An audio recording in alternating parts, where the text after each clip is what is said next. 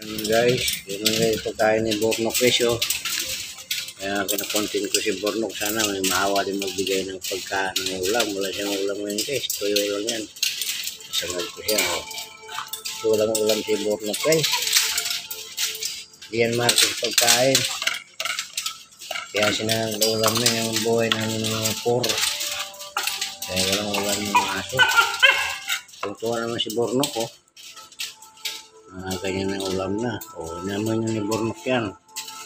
Yung mga araw, baka makakabili kami ni Bornok na ulam pag makakatanggap na. Malaki na si Bornok guys. Dati na-upload ko na yan. Ngayon na si Bornok. Matawal yan. Si Bornok. Pabili na ulam din naman. Papayan guys. Yan.